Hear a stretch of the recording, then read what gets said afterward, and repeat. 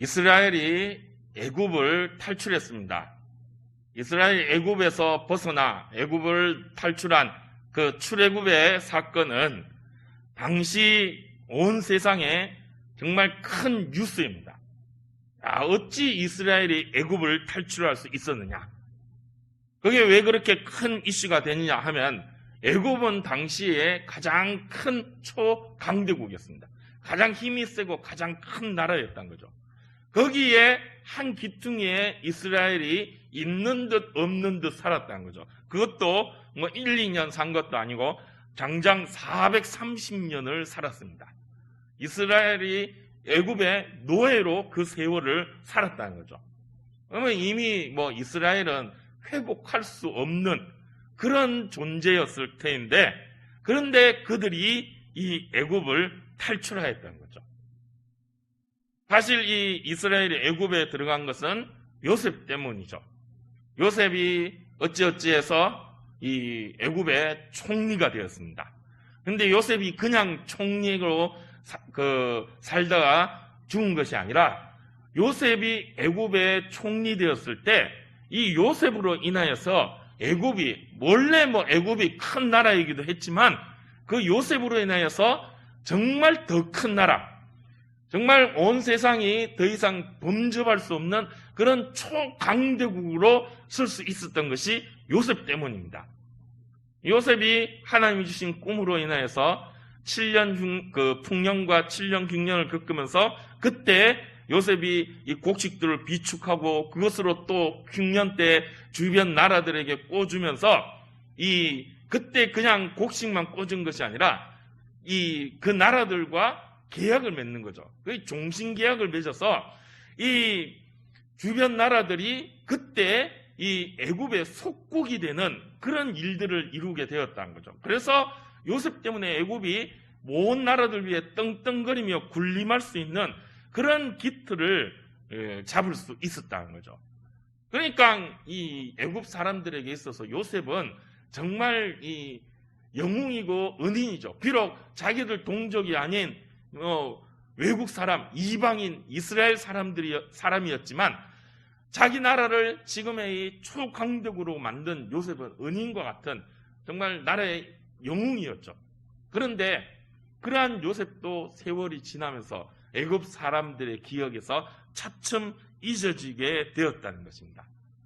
요셉을 잊고 그로 인하여서 이스라엘 사람들도 핍박하게 되는, 물론 이 애굽의 왕권도 바뀌게 되고 새로운 왕이 들어오면서 이제 요셉에 대한 기억도 잊어지고 또 요셉의 그 모든 일들도 업적도 무시하게 되고 또 세월이 흐르면서 요셉도 잊혀져 가면서 이스라엘 사람들도 무시하고 또 그들을 핍박하게 이르게 되었다는 거죠.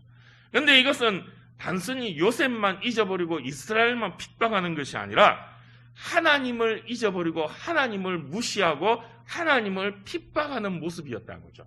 왜냐? 이스라엘은 하나님의 백성이었기 때문에, 이스라엘은 하나님을 나타내고 증거하는, 하나님을 대표하는 민족이었기 때문인 거죠. 그래서 그들을 핍박한다는 것은 결국 하나님을 핍박하고 하나님을 무시하는 것입니다. 그래서 하나님께서 그 애굽을 그냥 두시지 아니하셨죠. 이스라엘을 그 애굽에서 빼내시면서 출애굽을 시키면서, 이건 단순히 이스라엘이 애굽에서 탈출한 것뿐만 아니라 애굽을 하나님께서 심판하신 사건입니다.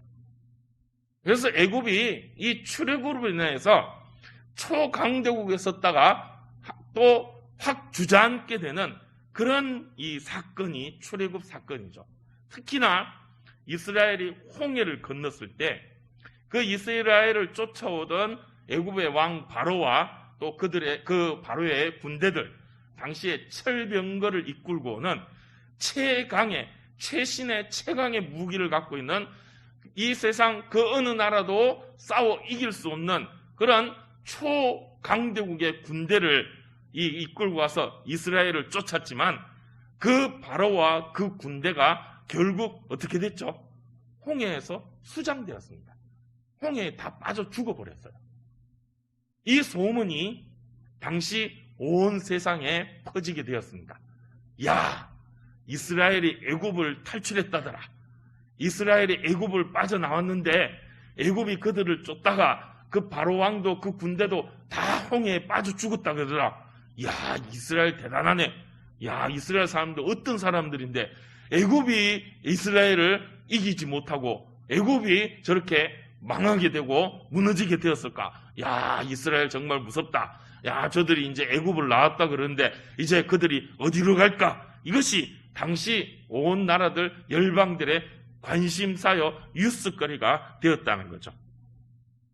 그렇게 이 이스라엘 사람들이 이 애굽을 나와서 이제 하나님의 약속에 따라 가나안 땅으로 그 여정을 가면서 그 앞에 많은 방해들도 있었습니다.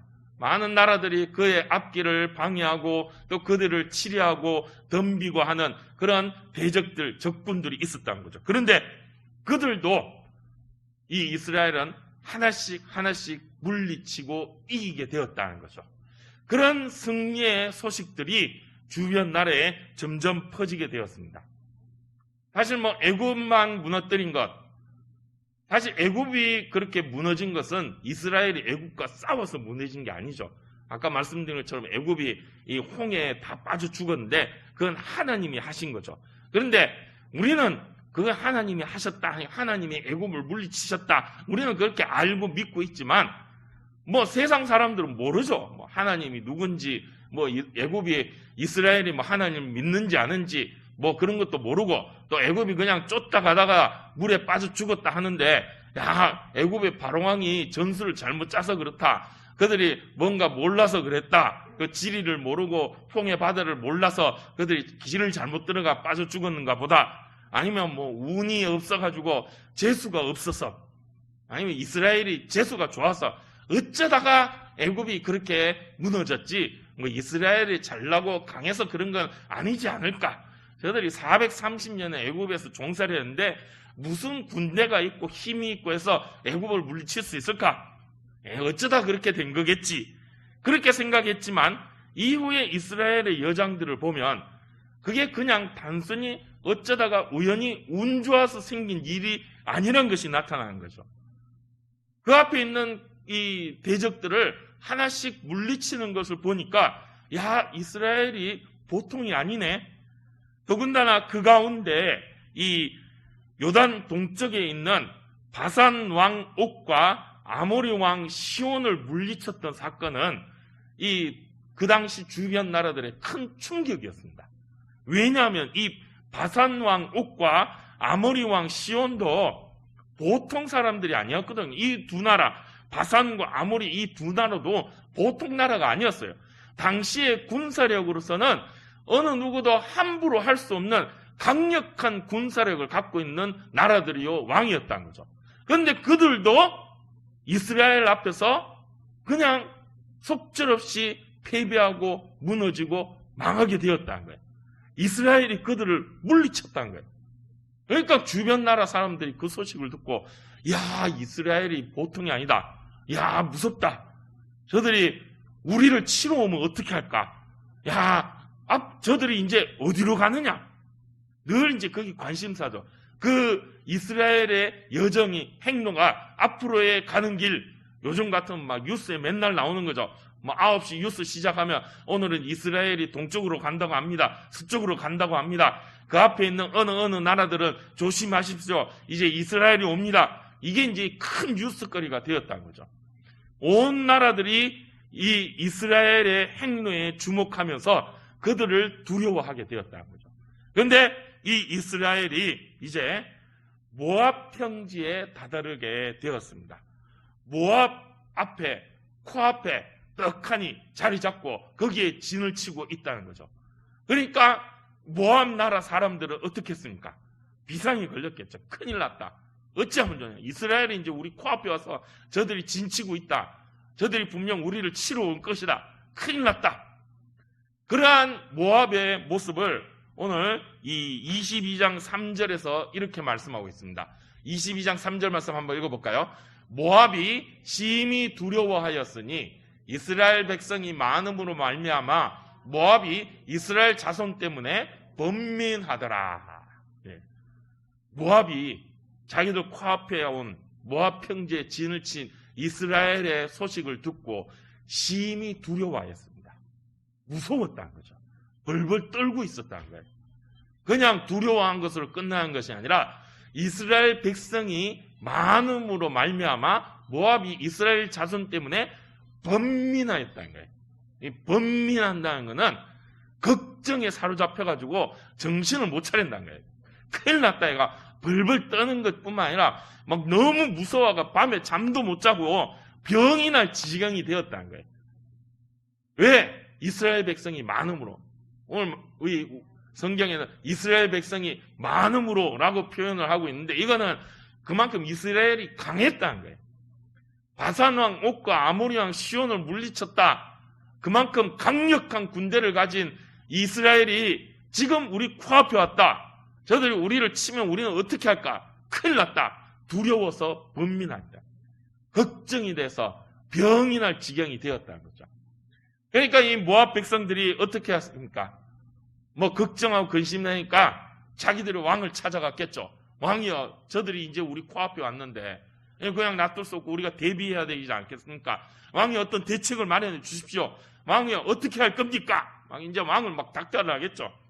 그때 이 모압의 왕이 이 발락이었습니다. 이 발락 왕이 이 모압의 왕으로서 백성들의 그런 이야기를 듣고 이제 대책을 세워야 되죠. 백성들이 지금 막 근심해서 번민하고 두려움에 떨어서 막 병이 날 지경이 되고 온 나라가 떠들썩하게 지금 난리가 나니까 민심을 수습해야 될 거 아닙니까? 뭔가 이 왕으로서 대책을 얘기해서 백성들의 마음을 또 편안하게 만들어줘야 되겠죠. 그런데 대책이 없어요, 이거. 이스라엘이 바산왕 옥과 아모리왕 시온을 이겼다. 그 군사력이 자기들 군사력보다 더 낫다는 거죠. 왜? 자기들도 바산왕 옥과 아모리왕 시온에는 비교할 수 없을 만큼 약한데 그만큼 이 바산왕 옥과 아모리왕 시온이 강한 나라였는데 자기들은 거기보다 약한데 이스라엘이 그 두 나라 이겼다 하면은 자기들은 이스라엘의 군사력으로는 도저히 대적할 수 없다는 거죠. 아무리 계산해보고 따져보고 지금 우리 군사력이 얼마나 될까 아무리 계산해봐도 도저히 군사력으로는 이 이스라엘을 이길 수가 없다는 거예요. 답이 없다는 거예요. 야, 큰일 났다. 어떻게 해야 될까? 예. 전화 잠시 꺼주십시오. 예. 이 큰일 났다, 이제. 어떻게 하면 좋을까? 예, 난리가 난 거죠. 예. 집중해 주십시오. 예. 이제 난리가 난 거예요. 그래서 이 발락이 고민을 한 끝에 이 일을 어떻게 해야 될까? 어떻게 하면 우리가 저 이스라엘을 대적할 수 있을까? 막을 수 있을까? 물리칠 수 있을까? 그런데 이 발락 왕이 보니까 이 왕도 보통 왕은 아니었던 것 같아요. 보통 이제 이 정도 되면 어떻게든 군사력, 자기들 군사력이 약해서 안 되면 주변에 다른 나라 도움을 요청하든지 어떻게 하든지 싸워서 안 될 것 같으면 항복을 할까 이런 생각을 할 텐데 이 발락이 가만히 이스라엘을 살펴보니까 지금 이스라엘과 싸운다 하면 이 전쟁은 그냥 군사력으로 싸울 수 있는 칼을 들고 창을 들고 가서 싸우는 이런 물리적인 전쟁이 아니다라는 것을 발락은 알았어요. 그럼 이게 뭐냐? 이거는 영적인 싸움이다. 이스라엘에 대해서 소문을 들어보니까 이 이스라엘 사람들이 보니까 여호와 하나님을 믿는다 하더라. 그들이 전쟁을 할 때 보면 애굽을 물리칠 때도 그렇고 바산왕 옥을 물리칠 때도 그렇고 아모리왕 시온을 물리칠 때도 그렇고 그 외에 여러 나라들과 싸워 이길 때 보니까 그들이 하나님을 믿는다 그러더라. 여호와 하나님을 믿는다 그러더라. 그들의 믿는 신 여호와 하나님이 정말 전쟁에 능한 신이구나. 그러면 우리가 이 이스라엘을 이기려면 저들이 믿는 신 여호와 하나님을 어떻게 해야 되겠다. 이건 그냥 단순히 칼 들고 창 들고 가서 싸워서 이길 수 있는 게 아니라 그들의 신 여호와 하나님을 어떻게 해야만 하는 그 여호와 하나님과의 싸움이구나. 이거를 발락이 알았다는 거예요. 뭔가 이 발락도 보통은 아닌 것 같죠. 예. 그래서 이 발락이 어떻게 하면은 그 여호와 하나님을 이길 수 있을까? 그 여호와 하나님을 차라리 내 편으로 만들어 버릴 수 있을까? 이스라엘의 하나님 아니라 나의 하나님으로 만들 수 있는 방법은 없을까? 고민을 하고 방법을 찾다가 생각나는 사람이 있었어요. 그 사람이 누구냐? 부올의 아들 발람입니다. 이름이 비슷하죠. 발락, 발람. 헷갈립니다. 저도 헷갈립니다. 그래서 지금 계속 성경을 보면서 발락, 발람 조심하고 있는데 혹시라도 제가 실수를 하더라도 이해하십시오. 여러분들이 잘 쫓아가셔야 됩니다. 발락, 발람. 예, 발락은 모압의 왕이고 발람은 점장입니다. 무당입니다. 당시에 꽤나 이름 날리는 우리나라 표현으로 용하다고 하는 그런 점장이 무당이 발람이었어요. 이 발람은 온갖 신들을 자기 마음대로 주무를 수 있는 그런 소위 얘기한 영험한 능력을 갖고 있는 그런 출중한 무당 중에 한 명이었다는 거죠. 이 발람은 온갖 잡신들을 자기 마음대로 휘두를 수 있는 그런 능력이 있었던 사람인 것 같아요. 그러니까 온갖 우상들을 지 마음대로 할 수 있었다는 거죠. 그 소문이 발락의 귀에까지 들어왔다는 거예요. 그래서 발락이 이 발람을 데리고 와야 되겠다. 저 발람을 통하여서 이스라엘을 물리쳐야 되겠다. 이스라엘이 믿는 여호와 하나님을 이 발람을 보내가지고 발람으로 꼬셔가지고 그 여호와 하나님을 나의 신으로, 이스라엘의 신이 아닌 우리 신으로 만들어야 되겠다. 그건 발람이 할 수 있을지 싶다. 그래서 사신들을 보냅니다. 이 발람은 어디에 살았냐 하면 큰 강가, 고향인 강가 부돌에 살았다고 오전에 나오는데 여기 이 강가 부돌은 유프라테스 강, 그러니까 우리가 잘 알고 있는 아수르 바벨론이 있는 이 이스라엘의 북쪽에 있는 땅입니다. 그러니까 모압에서 여기 이 유브라테스 강 있는 지금 이 발람이 살고 있는 부돌까지 가려고 하면 한참을 가야 되는 아주 먼 거리입니다. 그런데도 그 먼 거리도 마다 않고 이 사신들을 꾸려가지고 이 사절단을 발람에게 보내요. 그냥 단순히 어떤 점장이 무당 한 명 데려오고 오는 게 아니라 이 국가적 차원에서 완전히 왕을 영접하는 그런 최고의 대우를 하면서 발람을 초청하고자 한다는 거죠. 그래서 이 고관 대작들, 사신들을 꾸리고 또 많은 수많은 재물들을 가지고 가서 발람에게 데리고 오려고 합니다. 그러니까 발람이 그 모습을 보니까 이 발람도 정말 영험한, 정말 능력이 출중한 무당이었던 것 같아요. 와서 우리 왕의 이 부탁을 듣고 저 이스라엘을 물리쳐 주십시오. 저들이 믿는 이 여호와 하나님을 잘 어떻게 달래고 꼬셔갖고 우리 편이 되게 해주십시오. 그렇게 부탁을 합니다. 저 이스라엘을 저주해 주십시오. 그러니까 발람이 그 얘기를 듣고 한번 제가 해보겠습니다 하면서 그러면 내가 이 이스라엘의 하나님 여호와 하나님한테 한번 물어보겠습니다. 가능한지 할 수 있는지 없는지 한번 내가 타진해 보겠습니다 라고 했을 때 하나님께서 발람에게 말씀하셨어요. 그리고 발람이 하나님의 음성을 듣습니다. 영험한 것 같죠? 그런데 이게 발람이 영험해서 그런 게 아니라 하나님이 말씀해 주셨어요. 발람에게. 하나님이 이거 그냥 두면 안 되겠다 싶으니까 하나님께서 발람에게 직접 말씀하셨어요. 뭐라고 말씀하셨느냐? 하나님께서 이 발람에게 이스라엘을 건드리지 마라. 너 이스라엘 건드리면 너 큰일 난다. 너 다치게 된다. 그러니까 그들을 그냥 가만히 냅둬라. 그렇게 하나님께서 이 발람에게 말씀하고 있다는 거죠. 발람은 그 말을 듣고 이거 하면 안 되겠는데, 이거 큰일 날 것 같은데, 그래서 거절을 합니다. 그 발락 왕의 부탁을 받고 온 귀족들에게, 내가 어제 하나님한테 물어보니까 이 하나님이 하지 마라 합니다. 하나님께서 이스라엘 건드리면 큰일 난다 하니까 나는 감당 못하겠습니다.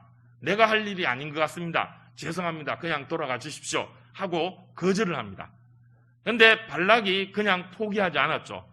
더 많은, 더 높은 지위의 사람들과 더 많은 돈과 재물을 가지고 발락에게 보내서 또다시 꼬십니다.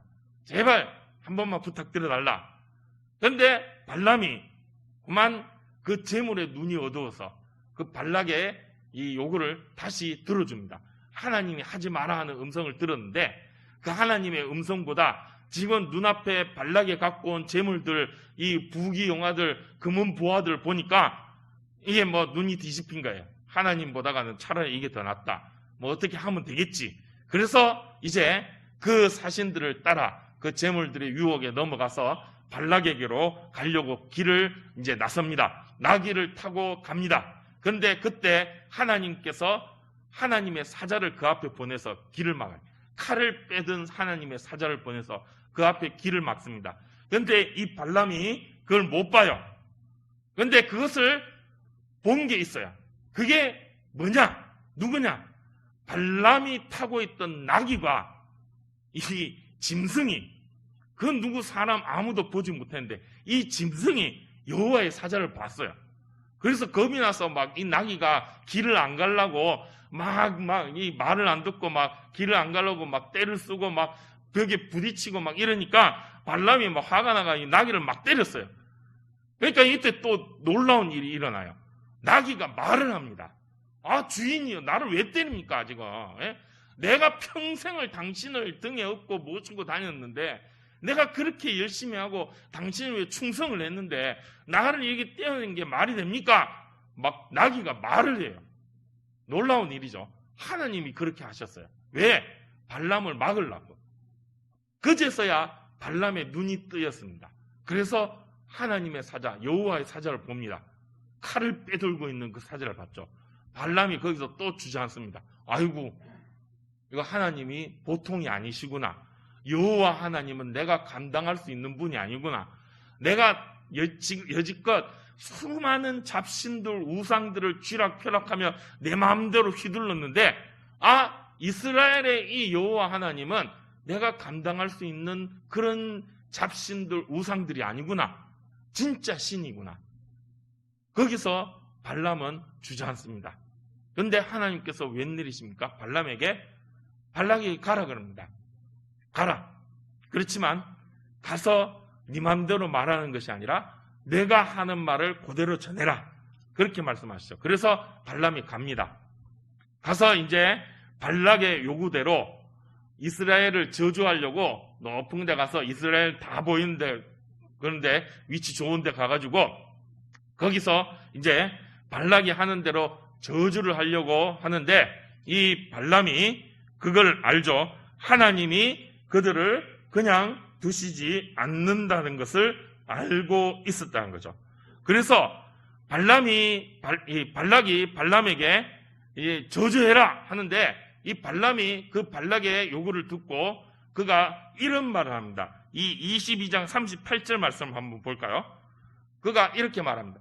발람이 발락에게 이르되 내가 오기는 하였지만 무엇을 말할 능력이 있으리이까? 하나님이 내 입에 주시는 말씀 그것을 말할 뿐이니이다. 이렇게 말하고 있죠. 내가 하나님이 가라 하셔서 내가 오기는 왔습니다. 그런데 내가 오기는 왔지만 발락 왕 당신이 원하는 대로 그렇게 내가 말할 수 있을지는 모르겠습니다. 내가 말하는 것이 아니라 하나님이 말하는 것이죠. 그래서 나는 하나님이 내 입에 주시는 대로 말할 뿐입니다. 이렇게 말을 합니다. 그리고 이제 이스라엘을 바라보면서 발락의 요구대로 저주를 하려고 하는데 저주가 나오지 않고 축복이 나오는 거예요. 오히려 이스라엘을 저주하지 않고 축복해버렸어요. 그러니까 이 발람이 또 난리가 나죠. 너 지금 뭐 하는 거냐? 내가 너를 어떻게 해서 데리고 왔는데 이제 와서 저주하라 그러니까 저를 축복하는 게 이게 말이 되냐? 지금 뭐 하는 거냐? 그러면서 막 발람이 발락에게 죄송합니다. 또 헷갈리네. 발락이 발람에게 막 불평을 합니다. 그러니까 이들이 대화에 대한 내용이 23장 11절 12절 말씀에 이런 말이 나오죠. 발락이 발람에게 이르되 그대가 어찌 내게 이같이 행하느냐? 나의 원수를 저주하라고 그들 데려왔거늘 그대가 오히려 축복하였도다. 발람이 대답하여 이르되 여호와께서 내 입에 주신 말씀을 내가 어찌 말하지 아니할 수 있으리까? 발락이 이제 발람한테 막 이제 항의를 하죠. 야, 너 데리고 오려고 내가 어떻게 했는데, 내가 널 데리고 오려고 돈을 얼마나 쓰고 어떻게 애를 썼는데 저주하라고 했는데 축복이 지금 뭐 하는 거냐? 그러니까 발람이 뭐라 그러죠? 하나님이 나한테 말하신 대로 내가 한다고 안 그랬습니까? 내가 하나님을 거역할 수 없습니다. 하나님 하라는 대로 나는 할 수밖에 없습니다. 그렇게 지금 대답하고 있는 거죠. 그게 한 번만 한 게 아니라 3번을 하게 됩니다.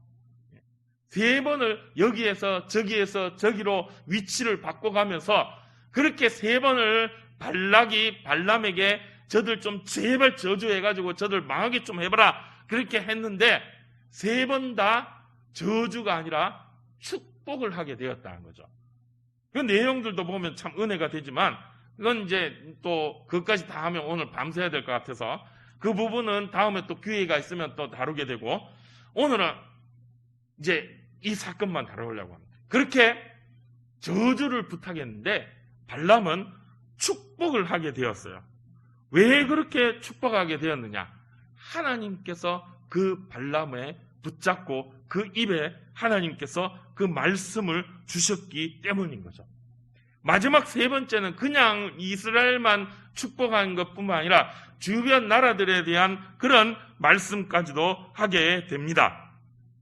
그거는 그 주변 나라들도 망하게 된다는 거죠.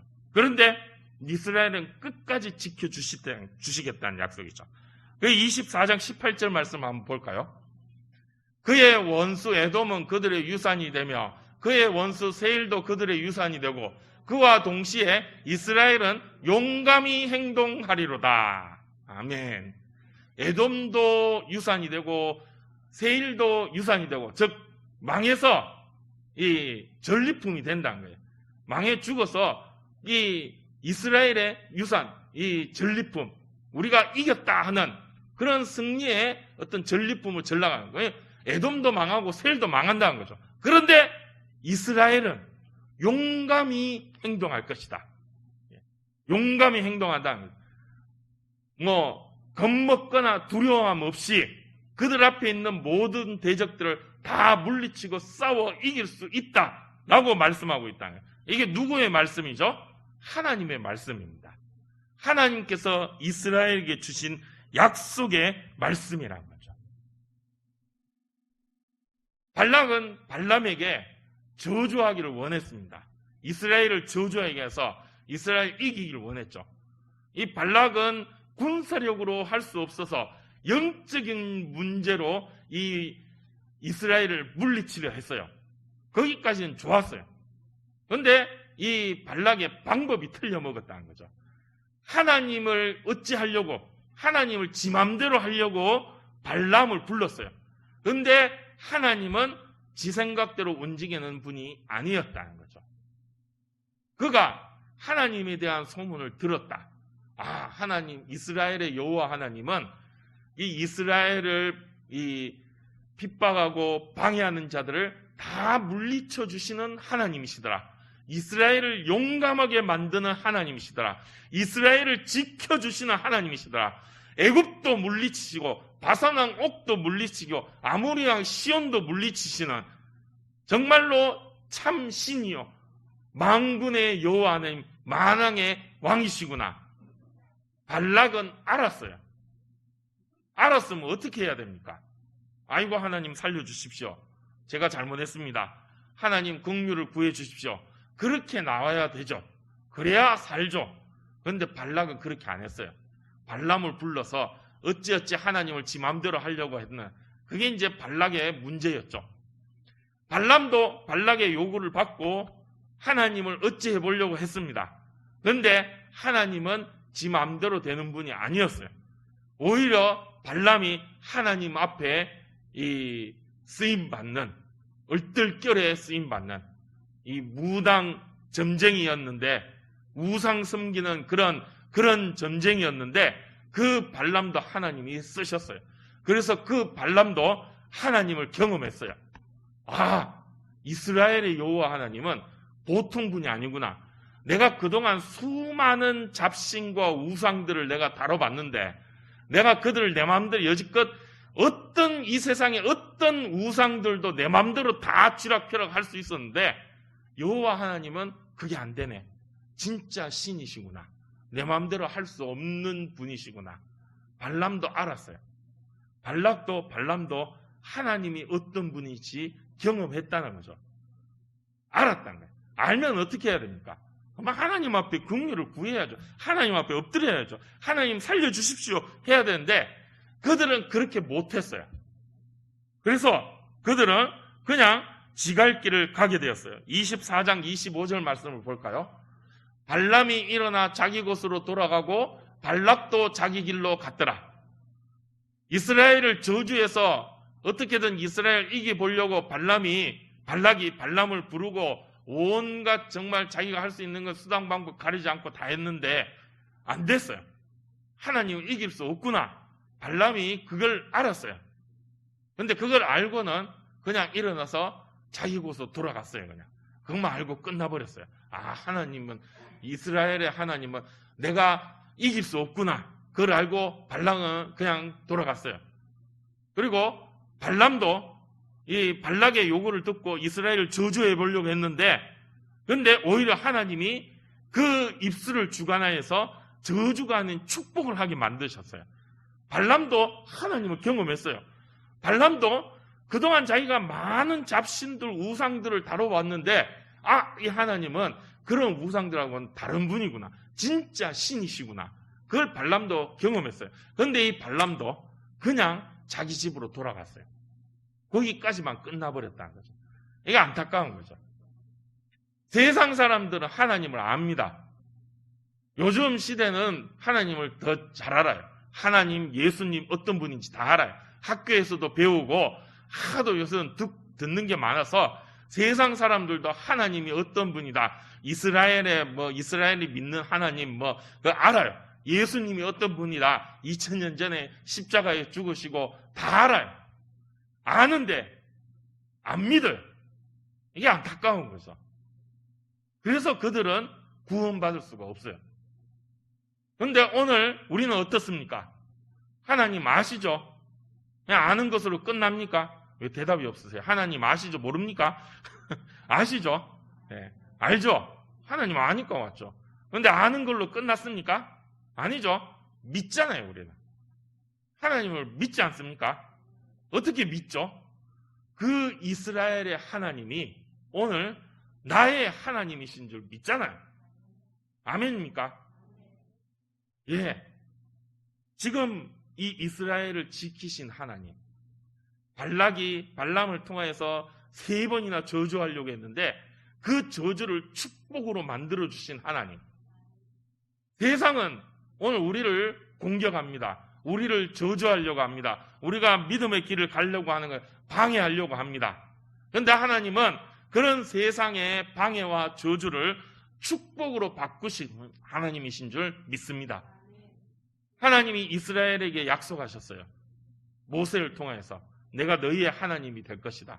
너희가 내 말을 믿고 내 말대로 내가 준 계명을 지키면, 나의 백성이 되면 내가 너희의 하나님이 돼서 내가 너희를 지켜주리라. 너희와 함께 할 것이다. 약속해 주시고 그 약속을 이루어 주셨어요.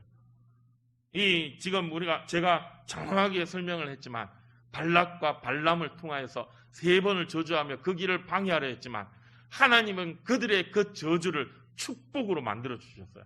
이스라엘이 이러한 일들이 일어났는지 그들이 알았는지 몰랐는지 성경은 말씀 안 하고 있어요. 모르진 않았겠죠. 알긴 알았겠죠.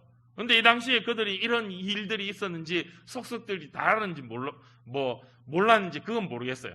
근데 그들이 알았든지 몰랐든지 하나님께서는 그들을 지켜주셨다는 거죠. 오늘 우리도 마찬가지입니다.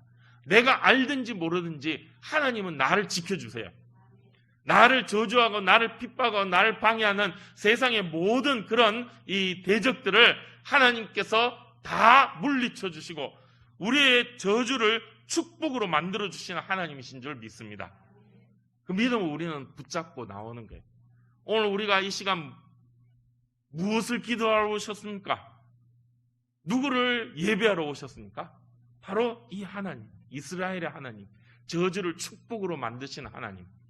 내 마음에 지난주일 목사님 말씀하신 것처럼 우리는 근심을 갖고 삽니다. 세상 바라보면 근심할 수밖에 없죠. 그런데 그 근심이 근심으로 끝나는 것이 아니라 하나님 앞에 나와 기도할 때 그 근심을 기쁨으로 바꾸시는 하나님이신 줄 믿습니다. 세상의 모든 방해와 어려움들을 오히려 축복으로 바꾸시는 하나님이시죠. 예배는 그걸 경험하는 거예요. 기도할 때 하나님께서 그 응답을 우리에게 주세요. 그래서 오늘 우리는 그 믿음을 갖고 하나님 앞에 기도합니다. 어려움이 있습니까? 근심이 있습니까? 많은 이 마음에 무거운 짐들이 있습니까? 하나님 앞에 다 내놓으십시오. 하나님께서 우리에게 응답하여 주실 줄 믿습니다. 저주를 축복으로 바꾸시고 우리의 모든 앞길의 방해들을 다 물리쳐 주시고 오로지 우리가 하나님만을 찬양하고 예배하도록 인도하여 주시는 하나님이신 줄 믿습니다.